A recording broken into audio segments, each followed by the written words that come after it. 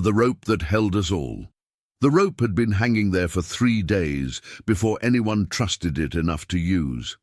60 feet of hemp, maybe more, anchored around the trunk of a shattered pine that somehow still clung to the eastern edge of Hacksaw Ridge. The Japanese had left it behind during their retreat deeper into the cave system, and now it swayed in the morning wind like a question mark against the coral cliff face. Desmond Doss wrapped his fingers around the coarse fibers and felt the weight of impossible choices settling into his shoulders. Below him, the 77th Infantry Division's aid station buzzed with quiet efficiency.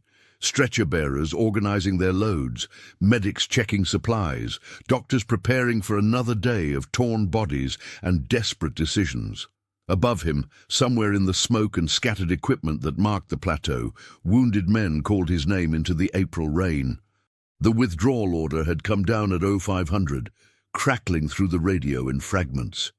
All units, immediate pullback, casualties too heavy, regroup at base of ridge. Standard procedure. Textbook tactics. The kind of decision that looked clean on paper and felt like abandonment when you could still hear American voices crying for help in the mist. Most of the able-bodied men had already descended, carrying reports of a plateau turned into a killing field by interconnected caves and concealed machine gun nests. The Japanese defenders had transformed every foot of ground into a maze of crossfire, making the ridgetop a place where courage and stupidity looked exactly the same. But courage was what they called it when you came back down alive. Doss had started his descent with the others, medical kit bouncing against his hip, the familiar weight of bandages and morphine syrettes, a small comfort against the terror that had been growing in his chest since dawn. But then he'd heard it, a voice calling medic from somewhere in the smoke above, then another. Each cry felt like a fishhook in his conscience, pulling him back toward sounds no man should have to make. "Doss, where the hell are you going?" Corporal Martinez's voice carried a note of panic that cut through the morning air. The young soldier stood 20 feet down the path, his rifle slung across his back, helmet tilted at an angle that would have drawn laughs from the drill sergeants back at Benning. Now, it just made him look like what he was. A kid who'd seen too much in the past 72 hours. "There's still men up there," Doss called back, his voice steadier than his hands. "Can't leave them. The brass says we can, says we have to." The rope twisted in the wind, and Doss found himself studying its construction. Military-grade hemp, designed to hold the weight of equipment and men under stress. The Japanese had known what they were doing when they rigged it. Each strand was carefully braided, creating a lifeline that could bear impossible loads. He wondered if they'd used it to lower their own wounded into the caves below, or if it had been meant for supplies, ammunition, the everyday logistics of men trying to stay alive on a ridge that seemed designed to kill everyone who set foot on it. From his position at the cliff's edge, Doss could see the aid station clearly. Dr. Kennard moved between stretchers with the efficient calm of a man who'd learned to save the ones he could and let go of the ones he couldn't.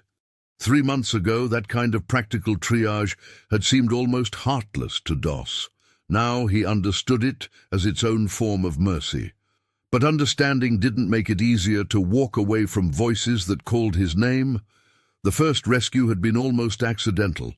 Private Henderson, barely conscious, had crawled to within 10 feet of the rope before collapsing from blood loss. Doss had fashioned a harness from rifle slings and medical tape, testing each knot twice before trusting Henderson's life to 60 feet of hemp and whatever grace flows between one human soul and another. 20 minutes later, Henderson was receiving plasma at the aid station below, and Doss was climbing back up the rope with hands that had already begun to blister. The math was simple. If the rope could hold one man, it could hold another, and another. The only question was how many times he could make the climb before something, the rope, his strength, or the Japanese mortars walking closer to their position, finally gave way. "You can't save them all," Martinez had said when Doss reached the top again. Nobody expects you to, but expectation was a luxury that belonged to staff meetings and after-action reports. On the plateau, with wounded men scattered like broken dolls across 50 yards of shattered coral and mud, expectation felt like the kind of word officers used when they couldn't find a better one for abandonment. Doss had never intended to stay behind. The withdrawal order made sense, tactical sense, strategic sense, the kind of sense that preserved units and won campaigns. But sense was a complicated thing when you carried no weapon and your only job was to keep other men breathing long enough to see home again. The rope had become his compass, pointing toward a simple truth. As long as wounded men lay above and the lifeline held, the choice wasn't really a choice at all. By noon, he'd brought down 4 men. By sunset, the number had climbed to 12. Each descent was a meditation on faith and physics, on the tensile strength of hemp fiber, and the weight a human body could carry when fear and responsibility pulled in opposite directions. If stories like this make you imagine what you'd do under fire, tell us in the comments how you think you'd react in this situation, and stay with us for the next chapters. The Japanese had been watching him for hours. Doss could feel their eyes tracking his movement across the plateau as he worked his way from one wounded man to the next, each step a careful calculation of cover, distance, and the unpredictable rhythm of sniper fire. The defenders had pulled back into their cave system after the morning's failed assault, but they'd left observers behind, men with scoped rifles and the patience to wait for targets worth the ammunition. An unarmed medic moving alone across open ground was exactly the kind of target that demanded patience. Staff Sergeant Brooks had tried to talk him down after the 6th evacuation. The platoon leader stood at the base of the rope, rain streaming off his helmet, hands shaking from exhaustion or caffeine, or the particular kind of fear that came with watching good men disappear into smoke. "Doss, this is insane. You've done enough. More than enough. Still got men up there, Sarge. We'll come back for them, with proper support. Airstrikes, artillery prep, the works, but they both knew what coming back meant in practice. The ridge had already cost the 77th Infantry Division more casualties than any single objective was worth, and higher command was asking questions about tactical efficiency and acceptable losses. The wounded men scattered across the plateau would become numbers in a report, names on a list, letters to families who'd never fully understand what their sons had faced in the coral caves of Okinawa. Doss adjusted the improvised harness around Corporal Williams's chest, checking each knot twice before trusting another man's life to hemp and hope. Williams was conscious but fading, his shoulder wound bleeding through the field dressing despite Doss's best efforts with pressure and morphine. The evacuation would take 20 minutes if everything went right. If the rope held, if Williams stayed conscious enough to help with the descent, if Japanese mortars didn't find their range while both men hung exposed on the cliff face. 20 minutes was a lifetime on Hacksaw Ridge.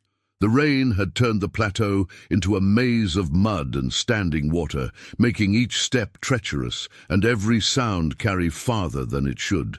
Doss had learned to move in the spaces between artillery barrages, using the rhythm of distant explosions to mask his approach to wounded men. The Japanese gunners were methodical, walking their fire across predictable patterns that left brief windows of relative safety for anyone desperate or foolish enough to exploit them. "Why do you keep going back?" The question came from Private Johnson, 19 years old and gut-shot, lying in a shell crater 20 yards from the rope. Johnson had been calling for his mother when Doss found him, and now his eyes held the particular clarity that sometimes came with morphine and the understanding that home was very far away. "Because you're still here," Doss said simply, working to stabilize Johnson's field dressing. "Because somebody has to." It wasn't a complete answer, but complete answers belonged to chaplains and philosophers, not to medics working with torn bandages and dwindling supplies on a ridge that seemed designed to test every principle of mercy and common sense. The truth was more complicated. Each wounded man represented a choice between the safety of the valley below and the weight of voices that would haunt his sleep if he walked away. Dos had been raised on stories of good Samaritans and moral courage, but those stories never mentioned the way fear could make your hands shake so badly that tying knots became an act of faith, or how responsibility could feel like a physical weight pressing down on your shoulders until each step required conscious effort. The rope had begun to fray near the anchor point. Individual strands were separating under the constant stress, creating a weak spot that might give way without warning. Dos ran his fingers along the deteriorating section and tried to calculate how many more evacuations the lifeline could handle. Mathematics and mercy were pulling in opposite directions, and the rope was the only thing holding both sides together. From his position near the cliff edge, he could see the aid station clearly. Dr. Kennard worked with quiet efficiency, triaging the wounded as they arrived, making the kind of instant decisions that separated the salvageable from the hopeless. Each man Dos lowered from the plateau became part of that equation. Another body to stabilize, another set of wounds to assess, another family that might receive a letter beginning with, "We regret to inform you," or "Your son has been wounded." The Japanese observers had grown bolder as the afternoon wore on. Dos could see muzzle flashes from cave mouths along the northern edge of the plateau, and twice he'd felt the crack of bullets passing close enough to part his hair. They were testing him, trying to determine whether he was worth the ammunition or whether patience would accomplish the same result. But patience was a game that both sides could play.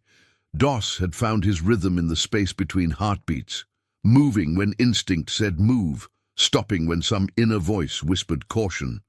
Each wounded man became a small victory against the mathematics of war, a life preserved against the odds that said no one should survive what the ridge had become. As the sun began its descent toward the horizon, casting long shadows across the coral and mud, Dos prepared for what he hoped would be his final evacuation of the day. The rope held, barely. His hands had stopped feeling the burns 3 evacuations ago. And somewhere in the smoke and chaos above, one more voice called his name. Night brought different terrors. By 2200 hours, Japanese infiltrators were moving through the cave system beneath the plateau, and every shadow could hide an enemy soldier with orders to eliminate the American positions that still clung to the ridge. The rope had become more than a lifeline. It was a beacon announcing the exact position where wounded Americans gathered, making it a natural target for grenades, mortars, or the kind of small unit raid that could disappear back into the caves before anyone could respond. Dos lay flat against the coral, listening to the sound of footsteps that might be American boots or Japanese canvas shoes. In the darkness, wounded men whimpered prayers in half a dozen accents. Brooklyn, Georgia, Texas drawls mixing with the universal language of pain and morphine. Each sound was a risk, every whispered word a potential death sentence for men who'd already paid more than their share. Word had come up from the aid station that higher command was asking questions. Colonel Morrison wanted casualty reports, tactical assessments, and explanations for why one medic was still operating on a ridge that had been officially evacuated 12 hours ago. The mathematics of war demanded accountability, and accountability was hard to calculate when it involved 60 feet of fraying rope and one man's refusal to follow sensible orders. "They're calling you a hero down there," Corporal Martinez whispered from his position near the rope anchor. He'd stayed behind against orders, claiming equipment malfunction when anyone with eyes could see he was guarding Dos's back while the medic worked. "Heroes are for after-action reports," Dos replied, checking the pulse of Sergeant Foster, who'd taken shrapnel through the thigh and was fighting infection despite the sulfur powder. "Right now, I'm just trying to get Foster here down to the dock." But even as he said it, Dos could feel the weight of what was happening settling into his bones. Each evacuation had become part of a larger story, one that would outlive the ridge and the war and the men who fought there. The wounded soldiers spoke his name with a reverence that made him uncomfortable, and the stretcher-bearers at the aid station had started calling him the Angel of Hacksaw Ridge when they thought he couldn't hear. Angels belonged in Sunday school lessons and stained glass windows. On the plateau, with his hands raw from rope burns and his uniform torn from crawling through coral and mud, Doss felt more like a man discovering how much fear and faith could coexist in the same heart. The psychological weight was becoming harder to carry than the physical exhaustion. Every man he saved was a victory against impossible odds, but every cry for help he couldn't immediately answer felt like a personal failure. The mathematics of triage became a constant torment. Save the man closest to the rope, or risk everything to reach the soldier whose wounds were more severe but whose position was more exposed to enemy fire. Private Johnson died during the 14th evacuation. Doss had reached him just after midnight, working by feel in darkness so complete that enemy flares provided the only illumination. Johnson's gut wound was beyond anything field medicine could address, but Doss had made the descent anyway, whispering prayers and promises he wasn't sure anyone could keep. Halfway down the cliff face, Johnson's breathing stopped, leaving Doss suspended on 60 feet of hemp with a dead man in his arms and the weight of another small failure settling into his chest. At the aid station, Dr. Kennard worked without comment, checking Johnson's pulse out of professional habit before calling for a burial detail. No words of comfort, no philosophical observations about the randomness of death in combat. Just the quiet efficiency of a man who'd learned to save his grief for moments when grief wouldn't interfere with saving the next wounded soldier.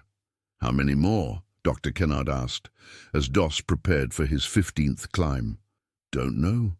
6, maybe 8, still mobile enough to call for help. Could be more scattered in the caves. And you're going back up." It wasn't really a question. By now, everyone at the aid station understood that arguing with Doss was like arguing with the tide. He'd keep climbing until the rope broke, his strength failed, or the last wounded man reached safety. The only variable was which would happen first. The rope had become something sacred, a testament to the thin line between courage and desperation, between faith and the kind of stubborn refusal to accept the unacceptable that sometimes looked like the same thing. Each fiber carried the weight of impossible choices, and each knot represented a prayer that physics and grace would hold for one more descent.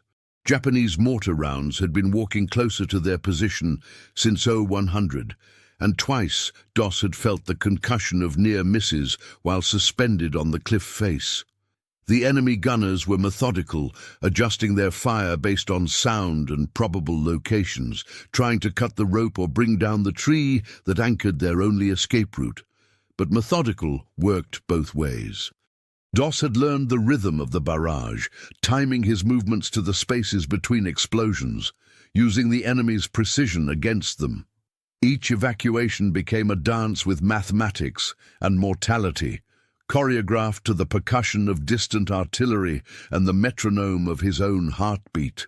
As dawn approached, painting the eastern horizon with the kind of light that made snipers happy and medics nervous, Doss prepared for what he hoped would be his final series of evacuations. The rope held, barely. His hands had stopped functioning as hands hours ago, becoming crude tools for gripping and lifting and lowering broken men toward whatever mercy waited in the valley below.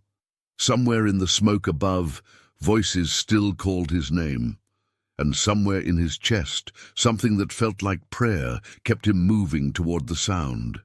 Would you follow the orders exactly, or trust what your own eyes and instincts tell you in a moment like this? Comment which path you'd take, and share this episode with someone who loves real human stories from history. The rope snapped at 0347 hours.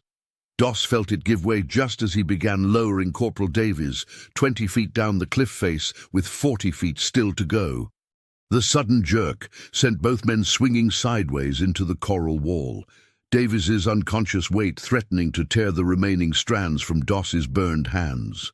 For a moment that stretched into eternity, they hung suspended between earth and sky, between life and death, held by nothing more than 7 remaining strands of hemp and whatever grace flows between human souls when everything else fails. The impact against the cliff face drove the air from Doss's lungs and sent lightning bolts of pain through his ribs. Davies, mercifully unconscious from blood loss and morphine, hung limp in the improvised harness, while Doss fought to maintain his grip on what remained of their lifeline. Below them, voices from the aid station called out instructions and encouragement that the wind snatched away before they could be understood. This was the moment that would later be compressed into a single sentence in the after-action report. PFC Doss continued evacuation operations despite equipment failure. But the report wouldn't capture the way fear could make time elastic, stretching seconds into hours, while a man calculated the tensile strength of individual rope fibers against the weight of 2 bodies, and the increasing certainty that physics was about to win.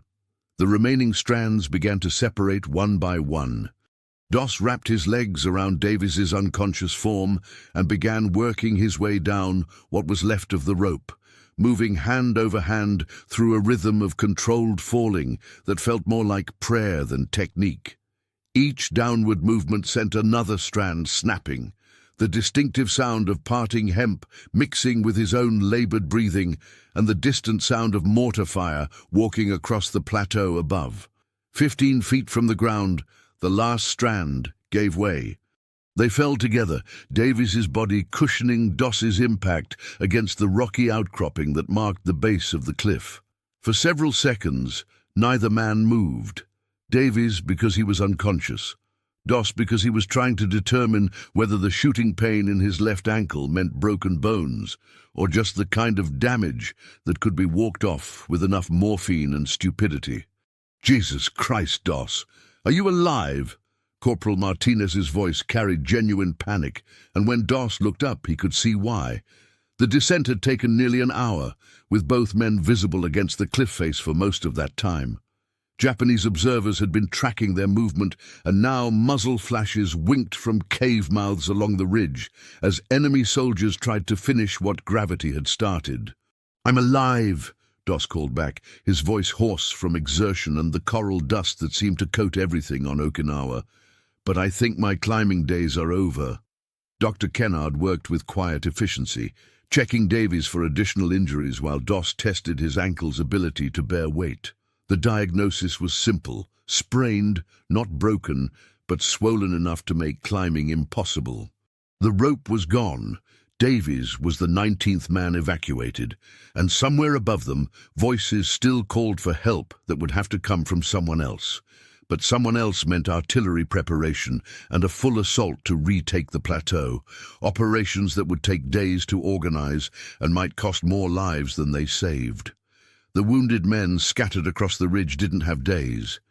They had hours, maybe less, depending on blood loss, infection, and the Japanese soldiers, who were almost certainly moving through the cave system to eliminate the remaining American positions. "There's got to be another way up," Doss said, studying the cliff face with eyes that had learned to see possibilities where others saw only obstacles. "Forget it," Martinez replied. "You've done enough. More than enough. 20 men, Doss. 20 American soldiers who are going home because you wouldn't follow orders. But 20 wasn't 55, and 55 was the number that mattered. 55 wounded Americans scattered across the plateau when the withdrawal order came down. 55 men who trusted their medic to find a way to get them home. The mathematics was simple and terrible. 36 voices still called from the darkness above, and mathematics didn't care about sprained ankles or broken ropes or the sensible limits of human endurance.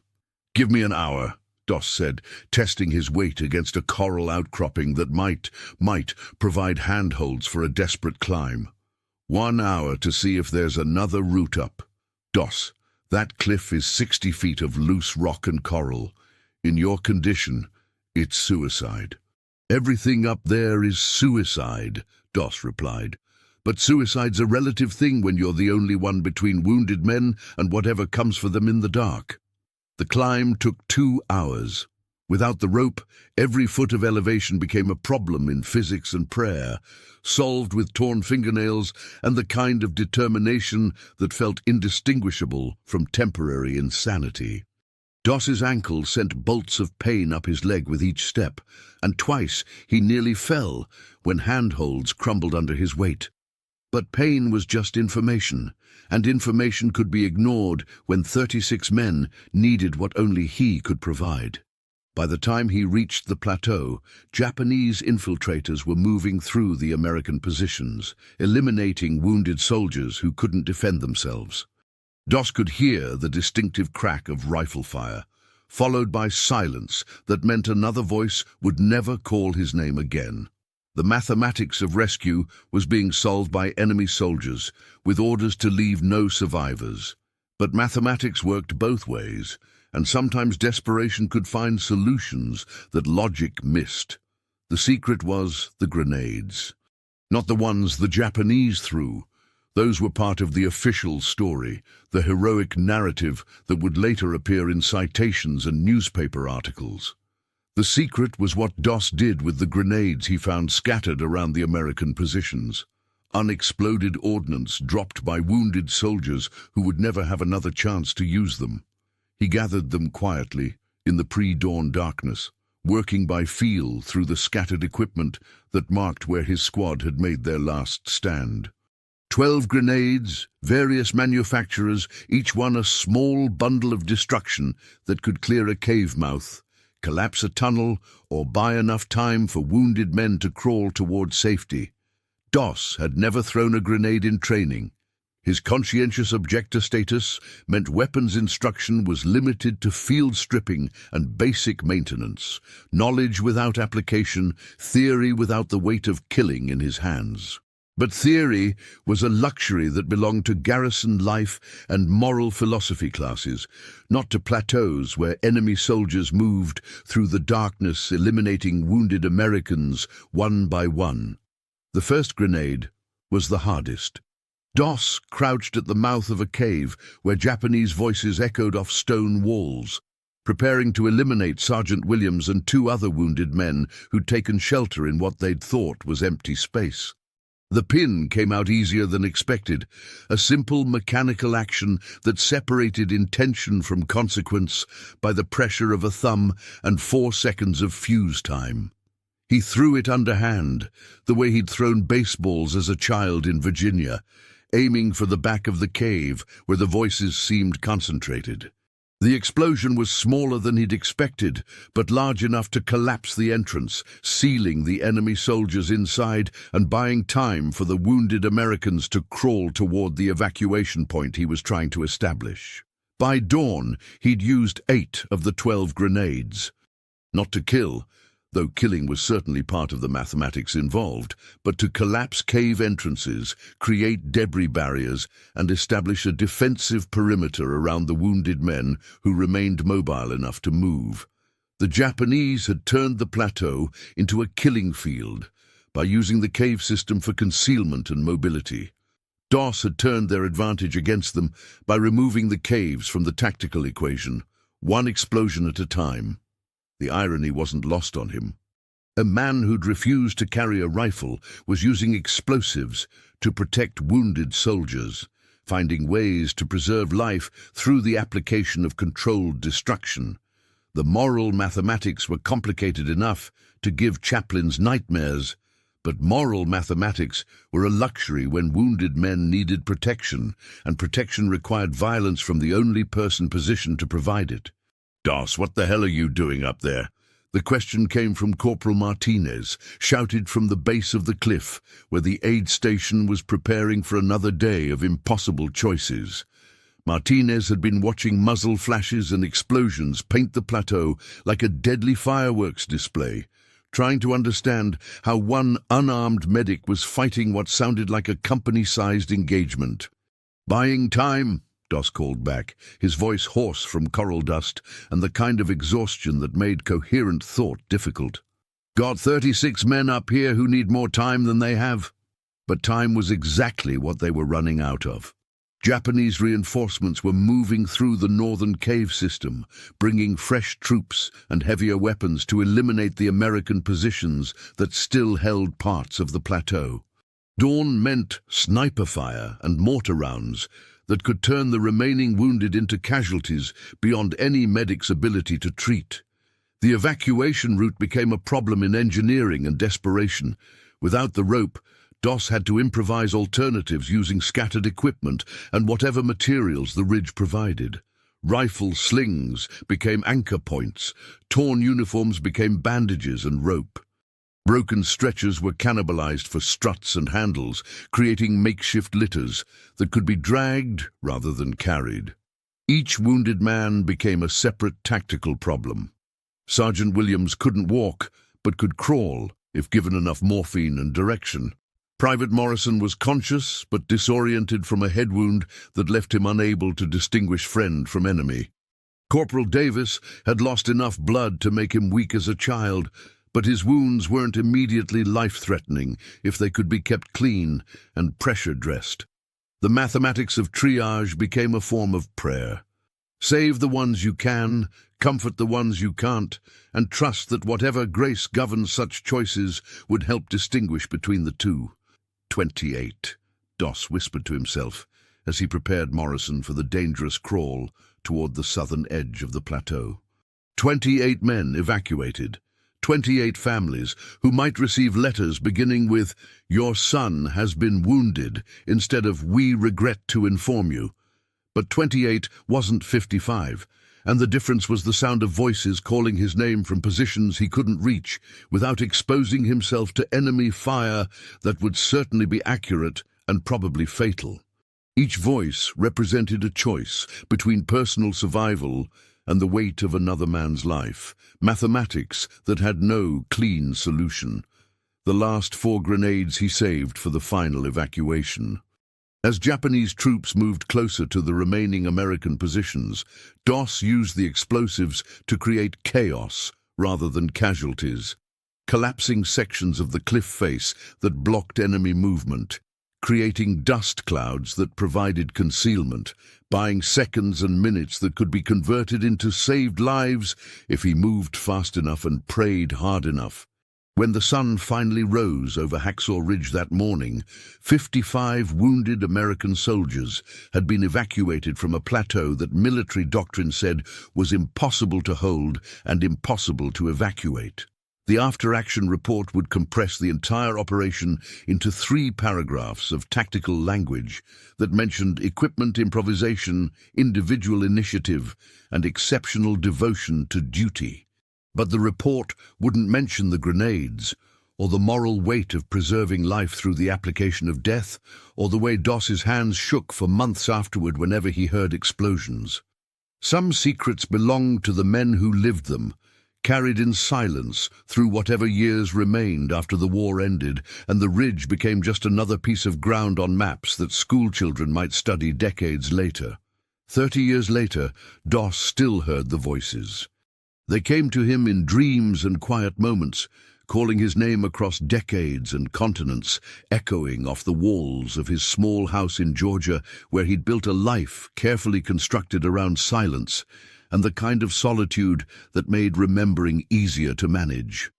The official citation hanging in his living room spoke of conspicuous gallantry and extraordinary heroism, language that transformed a night of terror and improvised desperation into something clean enough for ceremonies and textbooks. But the voices remembered what the citation forgot. "Tell us about the rope, Mr. Doss." The question came from a young reporter, barely old enough to have been born when the war ended, sitting in Doss's living room with a tape recorder and the kind of earnest expression that belonged to journalism school and faith in simple narratives. The rope had become central to every telling of the story, a symbol of faith and determination, of one man's refusal to abandon his brothers, of the thin line between life and death in combat. "The rope was 60 feet of hemp," Doss replied, his voice carrying the careful precision of a man who'd learned to measure his words. "Military grade, strong enough to hold a man's weight, if you trusted the anchor point and checked your knots. But trust was more complicated than knots, and the anchor point had been a shattered pine tree that swayed with every gust of wind coming off the Pacific. The reporter wanted symbolism and meaning, clean lessons about courage and faith that could be packaged into magazine articles and feel-good television segments. Doss understood the hunger for simple stories, but simple stories belonged to people who hadn't spent a night listening to wounded men die while they tried to calculate the mathematics of impossible rescue. How many men did you save? 55, according to the citation, though I never counted. Counting seemed like the wrong thing to focus on at the time. The number had become sacred in official retellings, carved into monuments, and repeated in ceremonies honoring American valor. But the number didn't include the men who died during evacuation, like Private Johnson, whose mother would receive a letter beginning with, "We regret to inform you," regardless of how hard Doss had prayed while lowering her son's body down the cliff face. 55 saved. 18 died despite his efforts. The mathematics of mercy were more complicated than citations suggested, but citations were written for living heroes, not for the ghosts that followed them home from ridges half a world away. What was it like? Up there, I mean, on the ridge. Doss paused, studying his hands, still scarred from rope burns, still prone to trembling when he heard sudden noises or smelled smoke from distant fires. How could he explain the weight of darkness, the sound of footsteps that might be friendly or fatal, the way fear and faith could coexist in the same heartbeat? How could he describe the moral complexity of preserving life through explosives, of using grenades to protect wounded men, of discovering that conscience was more flexible than he'd ever imagined? "It was loud," he said finally. "Louder than you'd think, and quiet in ways that were worse than the noise." The reporter made notes, but notes couldn't capture the silence that followed explosions, or the way wounded men whispered prayers in a dozen different accents, or the particular stillness that meant another voice would never call for help again. The reporter wanted heroes and inspiration, clean stories about good triumphing over evil that could be broadcast to audiences hungry for meaning in an increasingly complicated world. But meaning was what you made from the pieces that remained after everything else was destroyed. The rope itself had been lost, consumed in the explosions that marked the final Japanese counterattack 3 days after Doss's evacuations. The tree that anchored it was blasted into splinters, the cliff face altered by artillery strikes that turned 60 feet of coral and rock into cascading rubble. When American forces retook the ridge 2 weeks later, they found a moonscape of craters and debris where the plateau had been. No trace remained of the lifeline that had carried 55 wounded men to safety. Nothing physical to mark the spot where one unarmed medic had discovered how much courage and terror could coexist in the same human heart. The rope lived on only in memories and official reports, transformed from fraying hemp into symbol, from desperate improvisation into legend. Do you ever regret it? The choice to stay, I mean. Doss considered the question, weighing honesty against the reporter's evident hunger for affirming answers. Regret was too simple a word for what he carried, grief for the men he couldn't save, guilt over the grenades, and the persistent sense that the story everyone wanted to hear was cleaner than the truth deserved. But regret assumed other choices were available, and choices were luxuries that belonged to people who hadn't listened to wounded men calling for help from positions no sensible person would try to reach. "I regret that it was necessary," he said finally. "I regret that 18 families got different letters because I couldn't move faster, think better, pray harder. But staying? No, staying wasn't really a choice. It was just what came next." The reporter thanked him and packed away the tape recorder, satisfied with material that would become another retelling of heroism under fire, another lesson about individual courage in the face of impossible odds. The story would emphasize the rope and the ridge, the 55 saved, and the Medal of Honor ceremony where President Truman had shaken Doss's hand and spoken about American values and the power of faith. But the story would omit the grenades, the 18 who died despite his efforts, and the way he still woke some nights to the sound of voices calling his name across 3 decades and 6,000 miles of silence. Those details belong to the private weight of memory, carried in the spaces between official narratives and public ceremonies. After the reporter left, Doss sat in his living room and studied the citation that hung on the wall. Clean language about extraordinary heroism, typed on official letterhead and signed by men who'd never climbed a rope over a cliff face while mortars walked closer to their position. The citation was true as far as it went.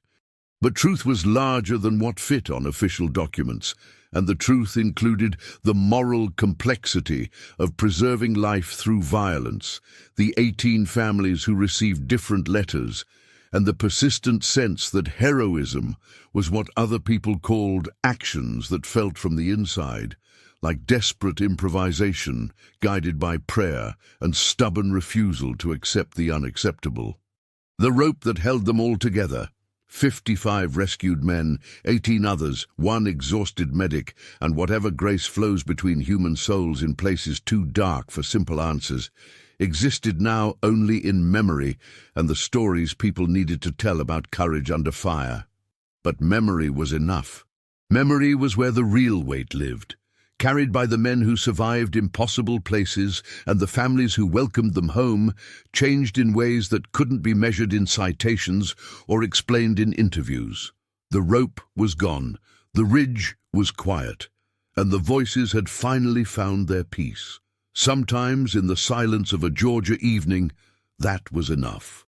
If this story reminded you that behind every medal there's a human being carrying memories we'll never fully see, subscribe to the channel, tell us which country you watch from, and invite someone to revisit history with us in the next story.